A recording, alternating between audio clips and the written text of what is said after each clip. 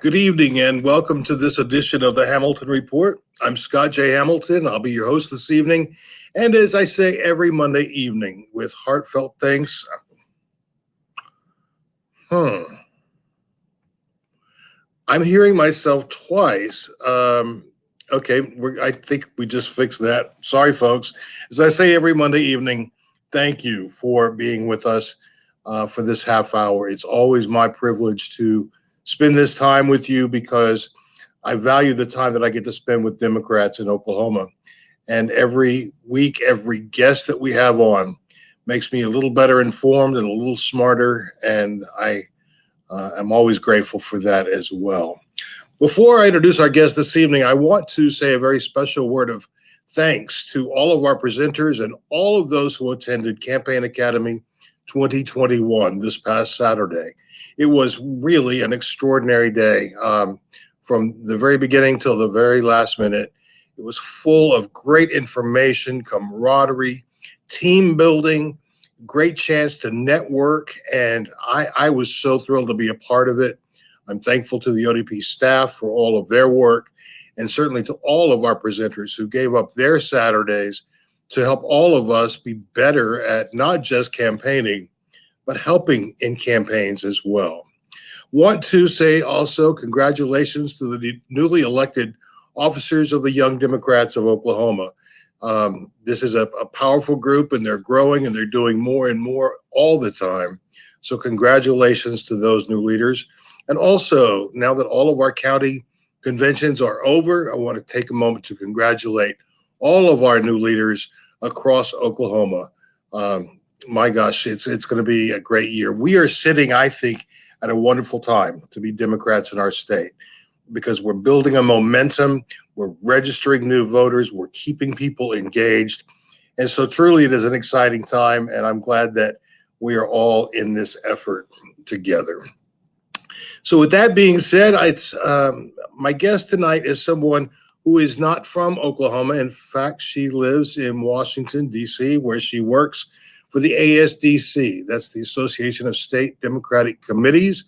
That's a very important arm of the DNC. The reason it's so important is because they work with us in our state parties around the country and in American territories to break through the geographic lines and help all of us become better at supporting Democratic candidates up and down the ticket. And it's wonderful not to have to reinvent the wheel over and over. And my guest tonight is someone who I have relied on every single week since I began this position a year ago last January. Lauren Harmon-Murphy, welcome to the Hamilton Report. Oh, thank you, my friend Scott. It's so great to be here with you tonight. I'm excited. You know, it's you are not new to this political game. You were an ED in, tell me the state. Virginia in 2013. Okay. Yeah. And that was pretty good training ground for the work that you do now, because you got to see the wins and the losses, the challenges, the opportunities. And I think that's one of the reasons you're so able to think easily and quickly on your feet, because you've lived through so many of the things that we all live through every day. Well, thank you for saying that. And, you know, I'm actually from Arizona. And so I've worked for state parties in Arizona, in Virginia, in Ohio. And it's been really wonderful just to see the different ways in which state parties are able to support the work of their in-state candidates, the causes that they care about, and to really learn myself that every state party is unique and different. And that's why it's so wonderful that we have what we call the 57 state party strategy. And I know some folks think, well, oh, okay, you can't count. There's only 50 states. So 50 states, DC, the American territories, and then the Democrats abroad who work to turn out the vote overseas for Americans who live abroad and can still vote at home. And just really understanding for myself and for the work I do with folks like you, that there's not a one-size-fits-all solution to what we're trying to accomplish at state parties, but that there are a lot of best practices we can lift up amongst each other to just always be getting better, as you said. And I'll tell you something, that is such a tremendous resource for us in Oklahoma, because we don't have a lot of financial resources. And so when we have the opportunity to learn from other states what they're doing what's working well. And as we were able to do last year, we actually did some fundraising with a joint fundraising agreement with several states, and that was a wonderful opportunity to come together and raise a little money, but mainly just to have a chance to work together on a very close basis. I loved hearing about that joint fundraising committee that you put together, or the joint fundraiser. That's really what ASDC is all about, and what I think being a state party person is all about is, even if it's not your state, we know that state Democratic parties are the number one way to build a permanent Democratic infrastructure in the states. And so seeing folks really come together to help train one another, help raise money, recruit candidates, all of those things, that's how incrementally all across the country, whether you're very red, very blue, somewhere in the middle, we know that we can't leave that work undone in any state. And so seeing folks really come together to collaborate on that and just have that collegial spirit is what it's all about. And it's why I wanted to work here at ASDC. When I was a new ED, the association was so valuable to me, coming in, not knowing what I didn't know, and having folks, colleagues across the country that I could lean on just to say, hey, I'm sorry if this is a stupid question, but I don't want to get this wrong. It's too important. Uh-huh. No one ever made me feel silly about that type of stuff. And so I really want to give back that favor by the work that we're doing here together. And it's also a nice feeling when you have an answer to someone's question. When you get a question from someone in a state far away from Oklahoma, and I'm able to share our experience, that's a real good feeling, because it lets me know that there is a handshake that's crosses the entire country. I'd like for you to talk a little bit about the differences between red states, blue states, purple states. And the reason I'm asking you to do that, Lauren, is because Oklahoma is an extremely red state. And yet I feel like we get from you and your team the exact same resources as if we were an all blue state.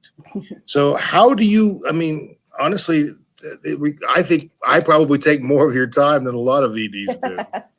Well, first of all, I love it. And my check-ins with Scott, for those who don't know, we have a regular weekly check-in. They're the highlight of my Tuesday, every Tuesday that we have them. And I just love that. And I think it's important, Scott, to your point, that even though we know every state is different, you're starting from a different point, you have different challenges, the in-state politics will be unique, that everyone feels like they're getting the same level of service, because the races that you have there and the work that you're doing are no less important for being in Oklahoma than for being in, an Ohio or a Michigan or a Wisconsin. Building a strong state Democratic Party isn't easy. And it's often the, excuse me saying so, but unsexy behind the scenes work that, no one is singing your praises or doing a Twitter thread over like a great FEC report that you filed with no mistakes and no errors, and so it's our boss, Ken Martin, who's the chair of chairs, if you will. He's the chair of the Minnesota DFL. And I know he's a previous guest and a usual viewer as well. He told me to let you know he never misses an episode if he can help it. He likes to say that we all do better when we all do better. And I know he's quoting someone, but I can't think of who. And I just really think that's true. So you look at a red state, and when I left Arizona after the 2010 campaign, they were red, and now they have 2 Democratic senators. You look at a swing state, and you can't let those gains be lost every cycle. You can't take it for granted. And even in a very blue state, we know that Republicans are targeting blue states to try to peel off voters in certain demographics. And so although the particulars are very different, the work itself is the same. It's to recruit candidates. It's to reach out to core communities, to let folks know our strong Democratic message and how we're actually working to make people's lives better. And then it's building up that infrastructure that can really work for candidates at any level, from school board to the White House, so that they're not starting from scratch every year. State parties sustain and remain, regardless of the election cycle, regardless of who's running. And it's great to know that everywhere, from Oklahoma all across the country, we have state parties that are looking to build that plug and play infrastructure. So when you do recruit a great candidate, they have something to start from, and they're not starting from ground zero. They can really come in and click right in with the volunteer recruitment you've been doing. and the messaging and the community meetings and all of those things that are so hard to replicate when you're in an election cycle. But you're there doing it right now so that they can focus on getting their own word out to the voters. It's funny you said election cycle because everyone is referring to this as an off year. And honestly, it's, as I told you just before the show, I think my next Saturday off is the middle of June because there's so much going on that's critical this time, this year, so that when we hit the end of this year, we have solid candidates in place for next year, because we've got some big folks that we are really going to take on. And so there's lots of building blocks that are being put into place now for that. One of the things that you and I share, and this is a little personal, so forgive me, but we do both share biological families who are more conservative than you and I are in our own politics. Yes. Has that been a challenge for you working for the Democratic Party? It has, not in terms of, my work. No one's said to me, well, Lauren, what's your crazy family? My family's not crazy, but if they were, what's your supposedly crazy family doing out there? Why can't you convince them? But it's hard for me because I think in politics and specifically in a job like this, state party work, state party world, where there really is no off year, as you said, we live and breathe this stuff. And it's a huge part of who I am, not just in the, supposed 8 hours a day that I'm on the clock, but all the time. And so for me, that does make it difficult to talk about, some of the things that I'm doing at work or, how I'm feeling about the issues of the day. And so for me, the nice thing is knowing that I have my family who I love and cherish and can't wait to see again once we're all fully vaccinated. I haven't hugged my mom in 1.5 years or more. Yeah. She's still out in Phoenix, but I have my family of choice as well. And those are the folks that I've met along the way through Democratic politics who share my values and understand, the challenges that we go through and just the deep exhaustion that can come about when you really don't get that off time. And so having folks that can lift one another up, I think it's really important. And I count you among those folks, Scott. I really do. Someone that I know if I'm having a bad day, I can call you and just say, well, dang, this is really getting to me. And that's what I love about the ASDC work is you have, 56 other executive directors around the country that you can call on. And many of those folks have become friends for me. And that's who I call on as well when I need to just kind of have a gut check on things and know that maybe calling home won't be the most fruitful place to go for that. But I'm very glad that you said that, because I think that's wise advice for everyone. I'm thinking of our newly elected county officers. And some of these counties had to scramble to get half a dozen people, to a convention because there are so few Democrats in some counties of Oklahoma. And so what you just said about finding those people that can support your beliefs and lift you up when honestly, some days it's like, you got to be kidding. I cannot deal with one more Republican. This is a critical week for us in Oklahoma because it's the last week that any bill will be heard on the floor. And so the crazies are coming out of the woodwork at the Capitol. And if I didn't have people that I could talk to about that, it would make me a very unhappy, very unpleasant person. So I appreciate that advice. And that goes to everyone who works in and for the party, whether it's a volunteer position, a paid position, it doesn't matter. That's very strong advice, and I appreciate that. When you think of, other than money, when you think of challenges that states have, does anything come to mind as being a common thread of challenge from state to state? Yeah, absolutely. I mean, I think something that we're grappling with as a party now is really figuring out how to do outreach in a way that is authentic to the core communities who are a part of who we are as a Democratic Party and as state parties, by which I mean, when you're putting together, and I don't mean you specifically, when one is putting together a campaign plan, and thinking about outreach into the Black community or the women's community, the Indigenous and Native communities, I have found that oftentimes, when you show up in those places, people go, well, of course you're here now, it's September. Where were you the last year and a half plus? And I think that what we've seen recently in state parties and even in campaigns is more of a commitment to doing concerted year-round organizing and not making it a part of your get out the vote strategy, but just making it a part of who you are as a party and who we are as a party. Bringing folks into the fold and lifting up those voices as real leaders in the party and not as someone that you only talk to when you need someone to turn out to vote. And I think that's really critical for a couple of reasons. I mean, first of all, it's the right thing to do. It's who we are as Democrats.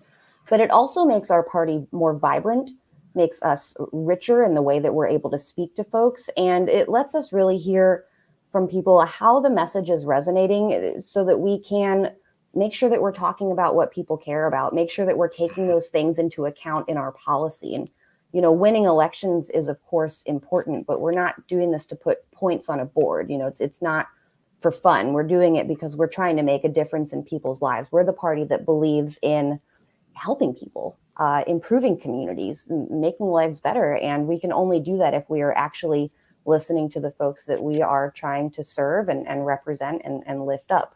So that would be one challenge. One other that I would point to specifically for state parties is party leadership. Not every state party is as lucky as Oklahoma is to have such a fantastic leadership structure with Chair Andrews and you, Scott, at the helm of the staff side. We do see a lot of turnover in state party leadership, both on the staff and elected side. And I think having more of an institutional continuity where folks can really speak to what's come before, the work that's been done, what we've tried that's been great, what we've tried that hasn't been so great, that's really important. And again, obviously, we want more new voices coming into the party at all times. But I think that there's also something to be said for making sure that we are lifting up our leaders, leveling up their leadership skills, helping them take on more of a national platform so that they can be representing their state and the interests of their people within the national party more broadly. And so I think that the more we can professionalize political and state party work, the better for us. Because when you do have a true profession and not just sort of treating it like a hobby, you're able to attract people who, wouldn't maybe necessarily otherwise be able to afford or take the time to just, volunteer. Yeah, I think that's true. When you were talking first about reaching out to particular communities, and this was a shocking find on our part, but the state election board purges voters from time to time. And in the last major purge, 58% of those people purged were Native Americans. That's under Republican leadership, and that effectively worked to silence so many Native voices. Mm-hmm. And so we jumped in with both feet to do a solid registration effort, and have now provided the first online tool to make that happen, because people can go to the website, fill out just a little bit of information. We send them a pre-filled out registration form and a stamped self-addressed envelope. They've just got to sign their name, check their party, and send it back. And so that I'm taking your advice here and I'm amplifying it because I think that is important. One of our viewers says, don't forget the LGBTQ people. And that's certainly a group that we have not forgotten and are actively engaged in. Our Stonewall Federation is restructuring to be a stronger entity within the party. And, as Pride events come around, we will certainly have a visible presence there as well. And we try to lift up all of our marginalized communities. And as regular viewers will note, I've said before that in Oklahoma, all of us who are Democrats are to a degree marginalized here. So we know what that feels like. Oh, gosh. Lauren, I'm sorry, you go ahead. Oh, I was just going to say, I think you hit on something really important, Scott, which is showing up for people and not just asking them to show up for you. Just as you have with this registration effort in response to the purges, you have to build that bond of trust before you can ask people to show up for you. And you do that by showing up for them. And I think that's what organizing is all about. And I'm just so delighted to see, you and the folks at the party continue to find ways to do that for the communities that need it the most. Well, it's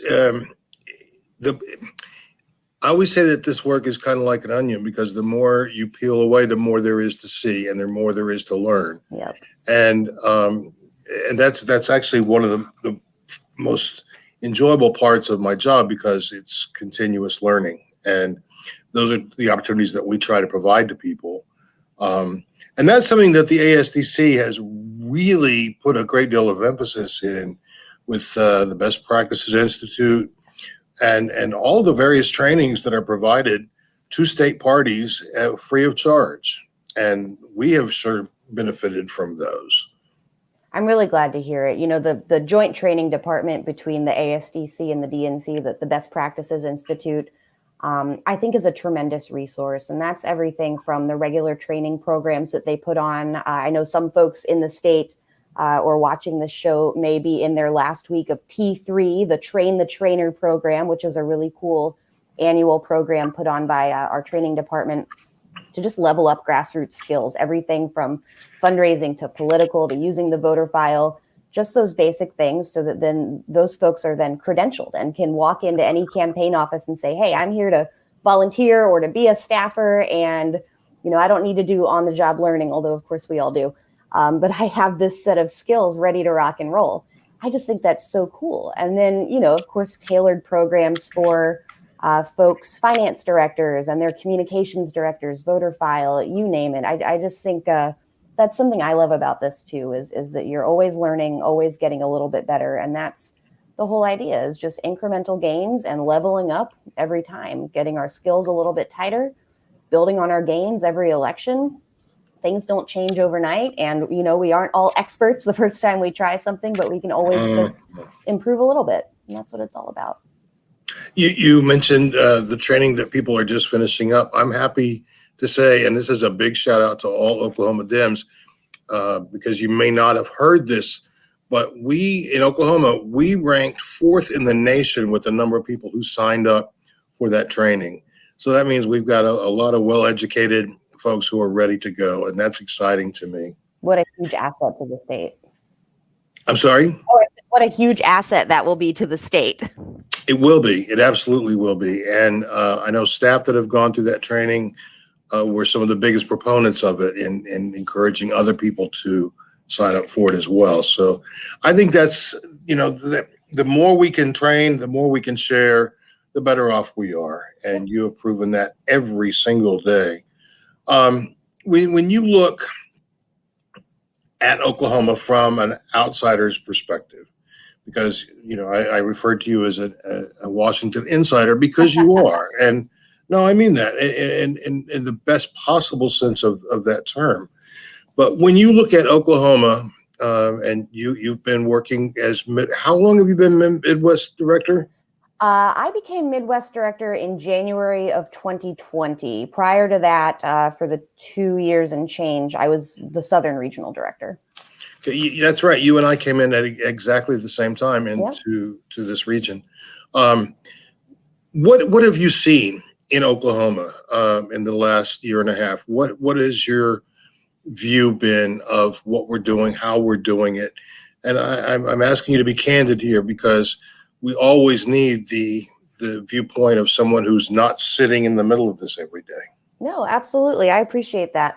I mean, I think the word that I would have to use, and this is a compliment, is scrappy. You're facing some very difficult circumstances there in terms of the way that districts have been drawn in the past, the numbers in the legislature. I think that, there's a problem of belief in the state in some places of, can we turn this around? And by seeing the folks at the Oklahoma Party continue to show up every day to do the hard things, to push back against bad legislation, to push back against attacks on voters, to push back against attacks on marginalized communities, and then not just do that defense work, but also go on offense for a strong progressive agenda for the things that we're seeing come out of the Biden-Harris White House, recognizing that is not always the easiest thing to do in a state like Oklahoma, where you have faced some of those challenges with the demographics and the voting trends. I'm seeing a lot of things going really right. And it actually reminds me a lot of Arizona after the midterm cycles in 2010, which is the last time I worked for the state party out there. Folks were feeling a little bit defeated after some tough losses, and we just had to dust ourselves off and come back and say, like, okay, what are the things that we can control? What's in our purview that we can actually move the needle on? And I've seen a real commitment to that from the folks at the Oklahoma Dems to say, all right, we can't change the numbers in the legislature today. We can't stop these crazies from their bigoted, oftentimes racist, anti-woman legislation that they're pushing through. But what can we do? We can make sure that folks know shots in arms are coming, checks and pocketbooks are coming. We can make sure that we're training people through that campaign academy that I know you just wrapped up last weekend. What are the other pieces that we can really wrap our arms around right now so that we're ready? We're ready for the next election cycle. And so that to me has been really heartening, because if folks feel like the state party is not kind of being the standard bearer and leading that charge, it makes it difficult for them to want to run for office or to run for a position within the county organization, let's say, or even put a yard sign in their yard in tough areas where they know they might get a little side eye from their neighbor. So I really see the Oklahoma Dems doing a good job of just bucking folks up and saying, we're not going anywhere and we need you alongside with us. And it's not going to be easy, but hard things are important to do, and we're going to do it together.